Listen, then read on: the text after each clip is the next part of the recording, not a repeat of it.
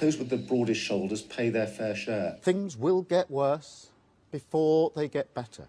Since taking power, the Prime Minister has been keen to stress the dire state of the country's finances. He's spoken about the need for all citizens to make sacrifices. But while he tightens the public purse strings, he's been loosening those of Labour donor Lord Alli. The Prime Minister has been receiving thousands of dollars worth of high-end suits. He's also accepted designer clothes for his wife.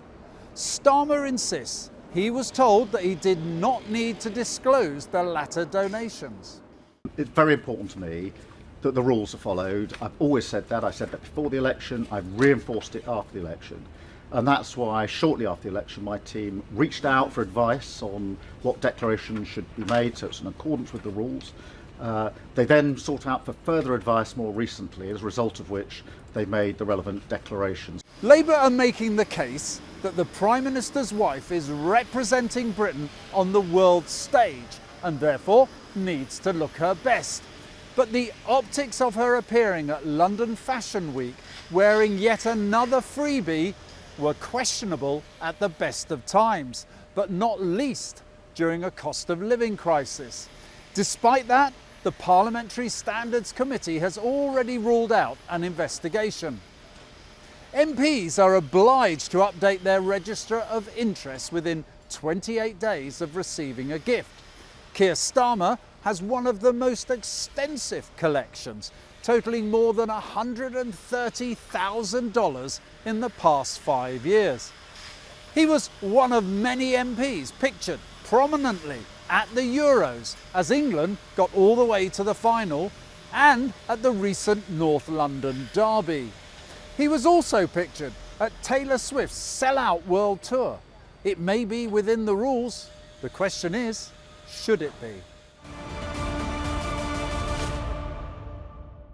To answer that question, I've swapped the outdoors for the indoors at our new studio in Millbank, right next to the Palace of Westminster. And joining me here are the Eye's senior political commentator, Kitty Donaldson, and HuffPost's UK's political editor, Kevin Schofield. Welcome to you both. If I may, Kevin, I'm going to start with you. Sir Keir Starmer's wife, Victoria, was pictured remarkably at the London Fashion Week wearing a freebie. This, of course, came just after the story of Keir Starmer's suits, glasses and more broke. Clearly, he's not going to back down on what he believes, as long as he reports these gifts, is fine. It's good enough. It's okay. Is that wise? I think by the rules, you know, and he's been dubbed Mr. Rules before. By the rules, he's done nothing wrong, although they were a bit late in declaring the clothes that Victoria Starmer received. But I think politically, it's toxic. You know, this is coming at the same time as the government is removing winter fuel payments from 10 million pensioners. Many of them are very poor. You know, they're certainly by no stretch of the imagination wealthy people. And it really sticks in their throat. You know, we've got the government pleading poverty. We've had Keir Starmer already telling us that things are going to get worse before they're going to get better. The budget at the end of October is going to be painful. And yet here we have the Prime Minister and his wife being kitted out by a wealthy Labour donor. It is within the rules, but it just doesn't look good. Kitty, the most obvious charge against Starmer is that by taking thousands of pounds in freebies, not in cash, which he robustly defends, at the same time, as Kevin says, he's leaving pensioners without cash to pay their heating bills. In a nutshell, he's basically taking 300 quid off people over 80 and pocketing $100,000, £76,000 in freebies. I think the sort of obvious point around this is most people think this is a bad look. What's going wrong in the machine at number 10 that they seem to think it's okay for him to dig in deep? Well, there's several things going on, and actually just to put it in context for your viewers, some of the poorest pensioners are only on about £13,000 a year. will lose out on the winter fuel payment, which is about £300 over the course of the winter. The average household income in the UK is about 33,000, and the Prime Minister earns £170,000 a year. Added to which Keir Starmer is independently fairly wealthy because he was a top human rights lawyer before he entered Parliament. So that just puts it in context. In terms of what has gone wrong, I think because it's within the spirit of the rules and, in the letter of the rules, if not perhaps the spirit, he doesn't feel like he owes an explanation to anybody, and that perhaps is wrong, and they might change tack if they realise that it's pouring Is that badly. lack of political judgment, do you think? There's a charge that Conservative MPs quite often say about the Labour Party is that it doesn't matter about the means because they think they're right. So to get to the Labour put the ends first, right? So they find themselves morally superior because they think they're right about everything, and while I that's a Tory view, not my view, it does go some way to explain Keir Starmer. And also Keir Starmer, I mean, he is representing the UK abroad, right? So no one wants him to turn up in a scruffy pair of jeans. But that's the odd thing, isn't it, Kevin? Because as Kitty's pointed out, I think their joint income is probably not far off £200,000 a year. And yet it didn't cross his mind that it's probably better for him to buy his own suits than someone else. Or is there a system flaw here? If we're going to have our leaders going around the world, should we just give them taxpayer money to go and buy decent suits? Well, that's the situation certainly in America. That's the point that the Foreign Secretary David Lammy was making when he was on the TV at the weekend. However, good luck trying to get voters now to put up with that in this country. I think that ship has well and truly sailed. That's never going to happen. So I think that is when Keir Starmer's political judgment is up for debate. You know, a lot of people do make the point in the Labour Party that he's a relative latecomer to party politics. You know, he had a very, as Kitty said, he had a very lengthy career as a human rights lawyer. He was a chief prosecutor in England before he entered politics. So he's quite late to the game. You know, he didn't cut his teeth in student politics, and especially there's a touch of Rishi Sunak about him. There's a little bit of that. Yeah, you think someone with a proper political mind would see this coming down the track. Okay, let's turn a little bit before we come to the impact of the polls and the upcoming conference on him. There's also a stench of hypocrisy, isn't there, about this, because he led the charge on Boris Johnson's wallpaper that was paid for by a donor. In fact, it was Angela Rayner who said this about Boris Johnson: "What right does a man who complains he can't live on £150,000 a year and asks Tory donors to fund his luxury wallpaper habit, what right does he have to lecture someone trying to survive on £80 a week?" Labour can't avoid the charge here that Starmer is being a hypocrite. That's pretty significant and almost fatal in some respects, isn't it? Yeah, and actually the thing that stood out about the wallpaper under Boris Johnson was that it was gold, which kind of added to the whole sort of fin de siècle kind of hideous Marie Antoinette sort of vibe. But the way that the Conservatives got out of that is they said, well, it's private money. It came from a Tory donor, right, to pay for the upkeep of the... But that wasn't good enough for Labour, was it? No, it wasn't good enough for Labour, you're right. And added to which, this time, the guy who's paid for it all, who's in the House of Lords, Lord Alli, was given a Downing Street pass. I mean, briefly, they took it away when the press noticed, but he was given a pass, which is, you know, access to the Prime Minister's ear in That's and out. cronyism, isn't it, Kevin? And no other way of describing it, is it? I think it's very difficult to argue otherwise, and they've still to explain actually why he had this pass. The official line from the Prime Minister's own mouth was that Wahid Ali was helping with the transition into government. We actually asked the number 10 spokeswoman earlier this week, what on earth does that mean, help with the transition, and answer came there none. So yeah, it did look a little bit dodgy that he got a full security clearance, having paid for all the suits and what have you, and other financial support that he's given to the Labour Party, and yet he's handed this pass as soon as they get into power. You've seen things like this before, both of you. They come, they go, or do they? Coming up to conference, this was meant to be the celebration conference for Labour. I suspect it probably will be. But how long a shadow is this shall we call it Frockgate? How long a shadow is this casting over Labour and Keir Starmer in particular? I mean, I think it just feeds into this idea that they've not had a great start. They've been in power less than 3 months. It's only about 2.5 months. And they don't seem to have... They've tried to give the impression of hitting the ground running. There's been a lot of activity, but they just don't seem to be getting it right just now. And I don't think it's going to be fatal or anything like that. But, first impressions matter. Yeah. And, they've come into power, and one of the first things they do, that will dog them, I think, for the whole 5 years, is taking this money off pensioners. And then right on the back of it, you have this row over who's paying for the Prime Minister's clothes. It's not great. That scandal will go away, but it means I've got a lot of ground to make up going forward. Kitty, the polls, they are pretty grim now. He's got a minus 46%, or he's got a 46% unfavourability. Yeah.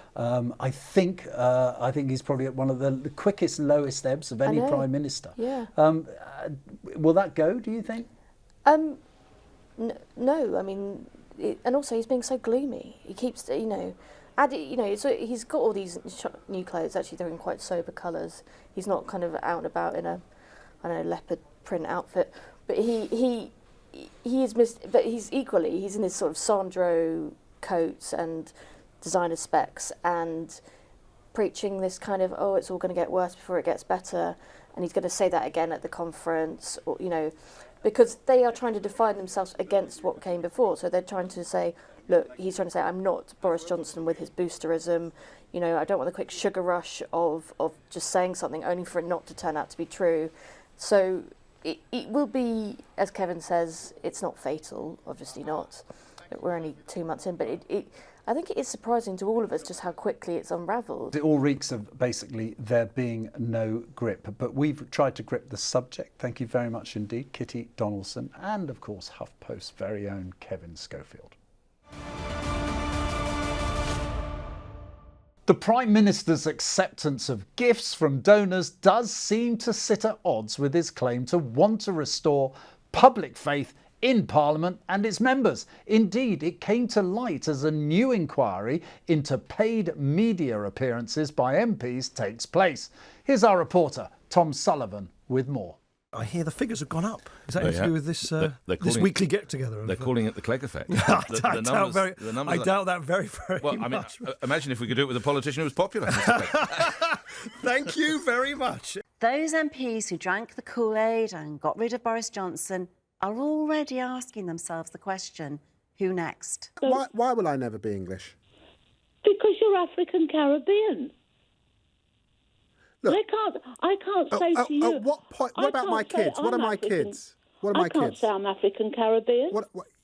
Terry in Cambridgeshire, who's calling in about this issue of this government barge. We want to hear from you. Is it the big disincentive that Rishi Sunak and Robert Jenrick believe it is? Terry, will it be putting people off? The unfortunate saying goes that politics is showbiz for ugly people. But in recent years, Britain's politicians have been trying their hand at the small screen.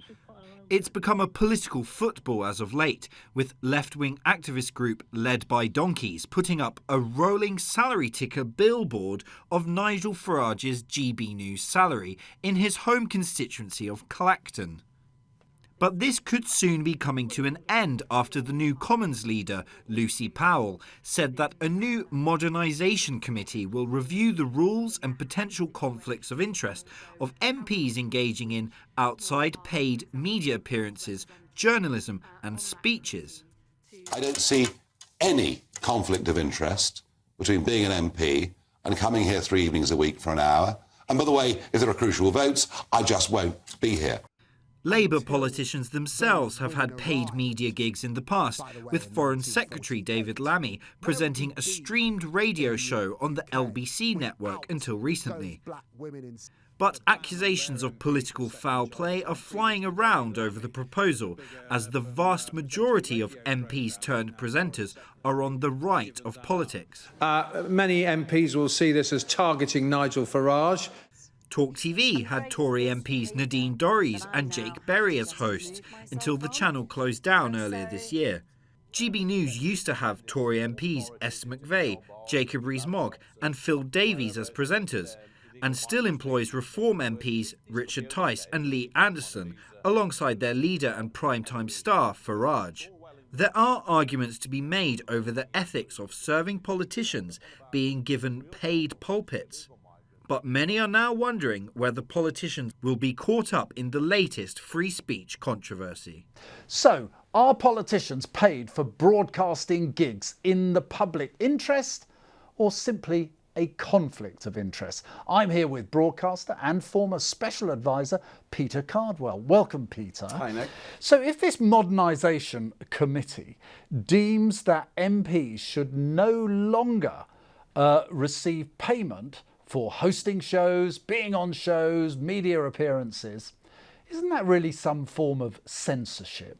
I'm not sure censorship per se, but it's certainly something which I think should be discouraged, because MPs and spokespeople for large organisations usually don't get paid for media appearances they do, but occasionally they do, and some, like Nigel Farage, for example, get paid an awful lot of money to do media appearances. Now, the question is, how are people going to communicate? How are they going to get their message across? Is that going to be through TikTok and social media, or traditional broadcast, which generally pays more? But then the question, I suppose, is, should MPs not have any second jobs whatsoever? And the problem is that even though MPs are very well paid, about £80,000 just to be an MP, which is a lot more than the average salary in the UK of about £36,000 a year, nonetheless we're in a position where there are often quite highly paid people who may want to supplement their income elsewhere, not just through media appearances, but doing other work as well. And MP itself was originally not a full-time job, and actually if you're a government minister as well, that's basically 2 jobs. So the question is, if you're a straightforward MP, backbencher, do you perhaps have a little bit of extra time? How should you use that? And also, how should you communicate? You said time there. That's a very important point.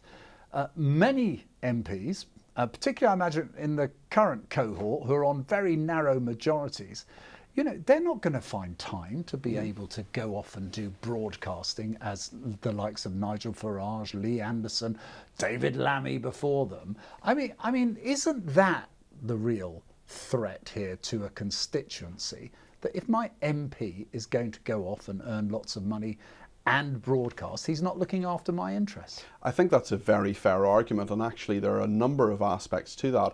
One, I suppose, is the taxpayer and is the constituent getting good value for money. Now, there are some people like Sir Geoffrey Cox, for example, who've made a huge amount of money in the law, whose constituents may feel they're not getting necessarily value for money because he is spending a lot of time doing that and not as much time in his constituency. But he previously anyway hasn't been on a tight majority. There are others as well. I mean, the thing is, it's the choices there, and the choices for the MP, and an MP is not going to take a risk.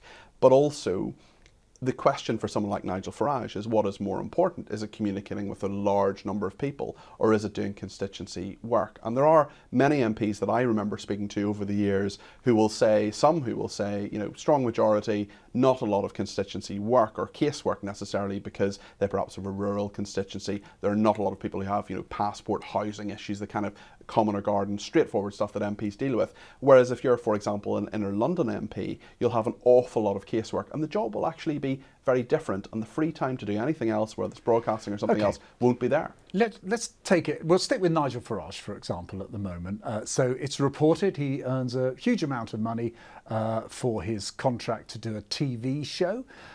Some reports suggesting £90,000 a month. He disputes that. But on top of that, he's getting another £90,000 as an MP anyway. If we were thinking and looking at North Korea, for example, and their politicians were hosting programmes on TV dispensing their wisdom and their opinions, which is precisely what Nigel Farage and others do when they go on their shows, we'd think that a little odd, wouldn't we? Is it a little odd that in this country we've got politicians hosting programmes, not just being interviewed, hosting programmes and putting their views out there and getting paid for it? It's a little bit weird, but also we're in a situation where we have a free media, and unlike North Korea, we don't have to watch it. If you don't want to watch it, you can switch it off, and you don't have to listen to what that politician has to say. There are lots of problems as well, I think, in terms of impartiality. There have been occasions where Ed Bowles, a former MP, former cabinet minister, has interviewed his wife. Ofcom, the regulator, are looking into that at the moment. Nigel Farage, for example, has interviewed party colleagues. That is something which I think there are problems with. Doing breaking news and giving an analysis on that can be very problematic as well. So I think regulatorily there is a big problem here.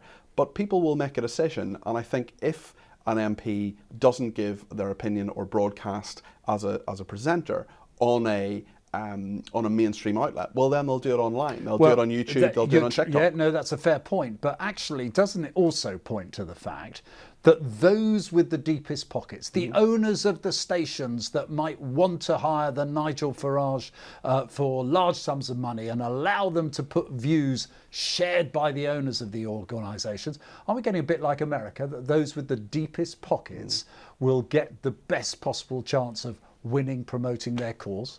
I think you're right with that, although that's also the free market. And I think as long as it's done within a regulatory framework, that's fine. And I'd much rather it's done within the regulator Ofcom's framework and the sort of GB News, for example, wouldn't call itself the mainstream media, but that's essentially what they are, rather than the Wild West of YouTube, TikTok, and so on, where you can say almost anything you want to say without any comeback whatsoever. Well, let me just ask you about this. John Sopel, a former BBC News chief political correspondent, he spent 8 years in North America since we mentioned it. And he said this: in the US, I witnessed the polarisation of TV, where it was not news to inform, but to affirm what people already thought. And I thought that was a dangerous road to go down. In many ways, that is what's happening with stations like GB News, like your own station, Talk. Is that actually a bad thing, though? Why shouldn't people listen to their views and have them affirmed? Well, I would argue that John Sopel, in doing his podcast, The News Agents, is actually ploughing a very left-wing furrow and a very left-wing liberal furrow, and that's fine, and there's nothing wrong with that. But he has been freed from the impartiality of the BBC and has gone to this podcast, which is very popular, and his views, he's now absolutely free to make his views clear. So in criticising people for having views that are not his, perhaps on the right, I find that perhaps a little bit hypocritical. I also think that we have a diversity of media. If you want, for free or for the licence fee in the UK, you can switch on the television, you can look at the what the BBC would see itself as impartial, some people don't, Sky News and others, or you can look for more partial channels or more comment-based channels. And I think that is a really rich media landscape and also a very diverse media landscape, which a lot of countries don't have. Is that under threat, though, if the Modernisation Committee says no more paid MPs? Because Nigel Farage is not going to do a 3-hour show for nothing, is he? I think the real problem is not necessarily for the media. I think if I were Nigel Farage, I'd come out of Parliament and do the communicating on the TV, because that way he's going to affect probably far greater change than being an MP. One final question for you. Put your special advisor hat back on. You were special advisor to a minister and a very good constituency MP, James Brokenshire. Nigel Farage, and we have focused on him because he's the highest profile interviewer in politics who is an MP. He is reported in the last month to have earned something like 100,000 from GB News, there or thereabouts. And of course, he's got his MP's salary. The average salary of his constituent in Clacton is £24,000. A lot of MPs are criticised for not actually being able to empathise or understand the difficulties of their constituents because they live very different lives, the MPs, to those constituents.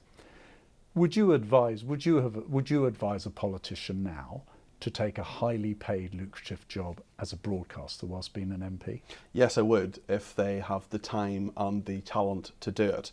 Because even if Nigel Farage was just an MP, he'd still be earning more than 3 times what the average salary of people in Clacton earn. And I think we need to take a more American free market view of this to say, I'm a capitalist. I want people to earn as much money as possible. And actually, I'm not sure those people in Clacton really mind that he earns that amount of money. They knew what they were getting with Nigel Farage. And as long as you're transparent, honest, you've got to declare them in those parliamentary declarations. Well, then we're in a position where everybody knows what's going on, everybody knows what's being paid, whereas actually If you weren't an MP, that transparency simply would not exist. And the ultimate judge will be his electorate. That's right. He will be up for election in 4.5 years' time. They will make the decision. Maybe he'll still be broadcasting, maybe he won't. But I think that when you have someone, when I think of the great communicators of our age, Nigel Farage, love him or loathe him, is absolutely one of those people who connects.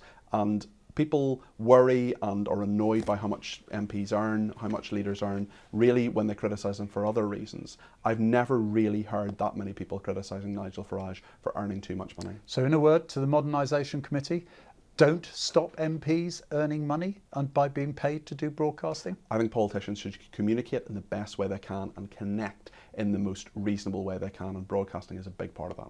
Peter Cardwell, thank you very much for joining me, broadcaster with Talk TV and former Special Advisor to Minister of State. Thanks again to my guests for joining me, and don't forget to subscribe to the TRT World YouTube channel for more lively debate and conversation. But for now, from me and all the team here, goodbye and thank you for watching.